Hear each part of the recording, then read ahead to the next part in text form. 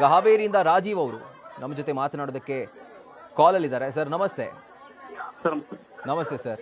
So ನಿಮ್ಮ ಒಂದು reaction Dharmendra Pradhan ಅವರ ರಾಜೀನಾಮೆಗೆ ಸಂಬಂಧಪಟ್ಟಂತೆ, ಅದರ ಜೊತೆಗೆ ಒಂದು ಪ್ರತಿಭಟನೆ ನಡೀತಾ ಇದೆ ಇನ್ನೂ ಕೂಡ, ಅದಕ್ಕೆ ಸಂಬಂಧಪಟ್ಟಂತೆ. ಸರ್ ಮೊದಲಾಗಿ ಹಲೋ ಹೇಳಿ ಸರ್, ಹೇಳಿ. ಸರ್ ಮೊದಲನೇದಾಗಿ ಧರ್ಮೇಂದ್ರ ಪ್ರಧಾನ್ ಅವರು ಈಗ ನನಗೆ ನೋವಾಗಿದೆ, ಆ ಉದ್ದೇಶಕ್ಕಾಗಿ ನಾವು ರಾಜೀನಾಮೆ ಕೊಡ್ತಾ ಇದ್ದೇನೆ ಅಂತ ಏನೋ ಹೇಳಿದ್ದಾರೆ ವಿದ್ಯಾರ್ಥಿಗಳ ಮೇಲೆ. ಅದು ಮೊದಲನೇದಾಗಿ ಯಾವಾಗ ಆ ಆಪಾದನೆ ಬಂತು ಆವಾಗ್ಲೇ ರಾಜೀನಾಮೆಯನ್ನ ಕೊಡಬೇಕಾಗಿತ್ತು. ಯಾಕಂದ್ರೆ ಮಕ್ಕಳಿಗೋಸ್ಕರ ಒಬ್ಬ ಸಚಿವರು ಇವರು, ಆ ಸಚಿವ ಸ್ಥಾನ ಅಲಂಕರಿಸಿದ ಮೇಲೆ ಆ ವಿದ್ಯಾರ್ಥಿಗಳ ಹೊಣೆ ಆ ಸಚಿವರ ಮೇಲೆ ಇರುತ್ತೆ, ಕೇಂದ್ರ ಸಚಿವರ ಮೇಲೆ.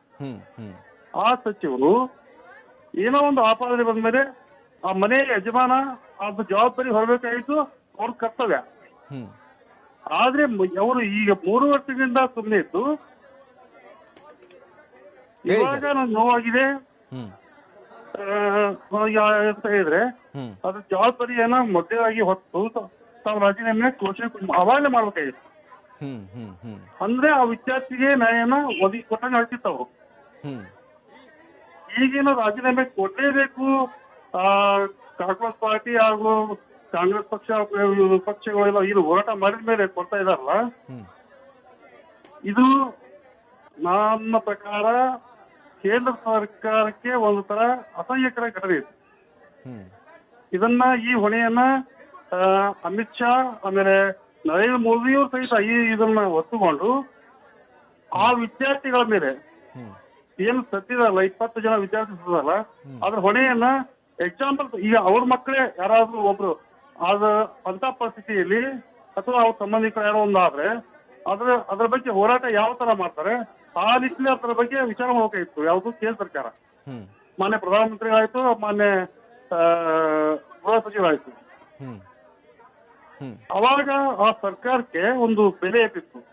ಅದ್ರ ಪ್ರಕಾರ ನನ್ನ ಮನವಿ ಏನಂತಂದ್ರೆ ಈ ಹೊಣೆಯನ್ನ ನರೇಂದ್ರ ಮೋದಿ ಅವರು ಹೊರಬೇಕಿದನ ಹೊತ್ತು ಆ ಏನು ಪರಿಹಾರ ಕೇಳ್ತಿದಾರೆ 1 ಕೋಟಿ ಅಲ್ಲ, ಅವ್ರಿಗೆ 1 ಕೋಟಿ ಕೊಡೋ ಜೊತೆಗೆ ಆ 20 ಯುವಕರ ಮನೆಗಳಿಗೆ ಸ್ವತಃ ಪ್ರಧಾನಮಂತ್ರಿಗಳು ಹೋಗಿ ಸಾಂತ್ವನ ಹೇಳ್ಬೇಕಾದ ಕರ್ತವ್ಯವನ್ನ ಆ ಪ್ರಧಾನಮಂತ್ರಿಗಳು ಮತ್ತು ಅಮಿತ್ ಶಾ ಅವರು ಮಾಡ್ಬೇಕಂತ ನಾನು ಆಗ್ರಹಿಸ್ತೀನಿ ಅವ್ರನ್ನ.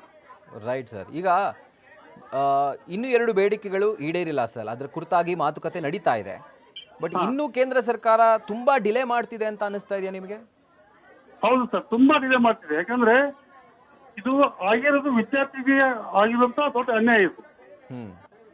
ಈ ನಿಟ್ಟಿನಲ್ಲಿ ಸರ್ಕಾರ ಜನರ ಪರ ಕೆಲಸ ಮಾಡುವಂತ, ಜನರಿಂದ ಆಯ್ಕೆಯಾದಂತ ಇವರು ಏನು ಸಚಿವರುಗಳ ಪ್ರಧಾನಮಂತ್ರಿ ಎಲ್ಲ ಇರ್ತಾರಲ್ಲ, ಈ ವಿದ್ಯಾರ್ಥಿಗಳು ಅಥವಾ ಜನಸಾಮಾನ್ಯರಿಗೋಸ್ಕರ ಇವ್ರು ಸರ್ಕಾರನ ನೇಮಕ ಆಗಿರುತ್ತೆ. ಅಂತದಲ್ಲಿ ಏನೋ ಒಂದು ವಿದ್ಯಾರ್ಥಿಗಳು ಹೋರಾಟ ಮಾಡ್ತಿದ್ರು ಅಂದಾಗ ಅದ್ರ ಆ ಕಡೆ ಗಮನ ಮೊದಲು ಹರಿಸಬೇಕಾಗಿತ್ತು ಇವರು.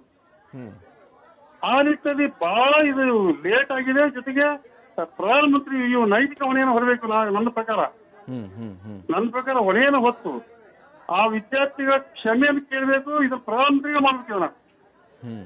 ಜೊತೆಗೆ ಆ ಏನು 20 ಮನೆ ಏನು ಈಗ ಯುವಕರು ಸತ್ತಿದಾರಲ್ಲ ವಿದ್ಯಾರ್ಥಿಗಳು, ಆ ಪ್ರತಿ ಮನೆಗೂ ಅಮಿತ್ ಶಾ ಮತ್ತು ಕೇಂದ್ರ ಸರ್ಕಾರದಂತ ಪ್ರಧಾನಮಂತ್ರಿ ಅಂತ ನರೇಂದ್ರ ಮೋದಿ ಅವರು ಸಹಿತ ಆ ಮನೆಗಳಿಗೆ ವಿಜಿಟ್ ಕೊಟ್ಟು ಸಾಂತ್ವನ ಹೇಳೋ ಒಂದು ಧೈರ್ಯವನ್ನ ಮಾನ್ಯ ಪ್ರಧಾನಮಂತ್ರಿ ಮಾಡ್ಬೇಕಂತ ನಾ ಈ ಮೂಲಕ ನಿಮ್ಗಲ್ಲಿ ಕೇಳ್ಕೊಳ್ತೀನಿ ಅಥವಾ ಆಗ್ರಹ ಮಾಡ್ತೀನಿ. Right sir.